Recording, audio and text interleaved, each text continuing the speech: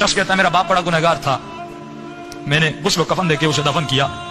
रात को ख्वाब में अपने बाप को देखा। ताज्जुब तब हुआ जब मैंने अपने बाप को जन्नत में देखा।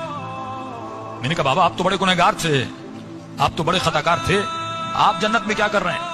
उसने कहा मेरे लाल 3 दिन तक मेरी कब्र में आग जल रही थी, 3 दिन तक मुझ पर फिशार कब्र अजाब कब्र में मुब्तला था, लेकिन 3 दिन के बाद कुछ कब्रें छोड़कर एक नेक खातून को दफन किया गया, जिसकी आने के बाद पूरे कब्रिस्तान में जिन जिन पे अदाब हो रहा था उन पर अल्लाह की रहमतें नाजिल होने लगी। फरमाया नूर बरस रहा था। कहा बाबा ये कैसा नूर था? कहा जैसे उसको दफन किया पहली रात भी, दूसरी रात भी, तीसरी रात भी उसकी कब्र में हुसैन इब्न अली आते थे।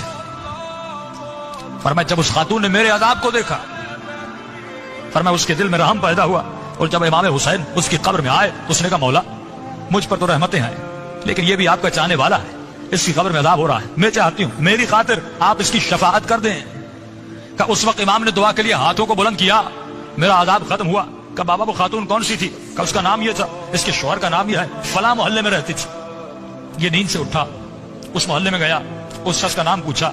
का फला खातून आपकी ज़ौजा थी? कहा। का उसका कौन सा ऐसा अमल था? क्या वो बहुत ज्यादा नमाजी थी? का नहीं, सिर्फ वाजिबात पे अमल करती थी।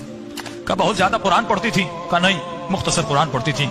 का कोई उनका खास बहुत ज्यादा जिक्र था? का नहीं, एक आम सी जिंदगी गुजारती थी, लेकिन अखलाक की अच्छी थी। उसने कहा इतना पूछ क्यों रहे हो? इसने सारा वाकया बताया कि आपकी ज़ौजा की खातिर मेरे बाप की शफाअत हो गई। कोई तो ऐसा अमल होगा जिसकी वजह से इमाम हुसैन उसकी कब्र में गए। तो फरमाया एक अमल था जो कसरत से किया करती थी। का वो कौन सा अमल था? फरमाया रोजाना ज़ियारत आशूरा पढ़ा करती थी। ये मकाम अज़कुरूनी अज़कुरुम है। कहे हमारे चाहने वालों तुम हमें याद करो, हम तुम्हें याद करेंगे। बिस्मिल्लाह।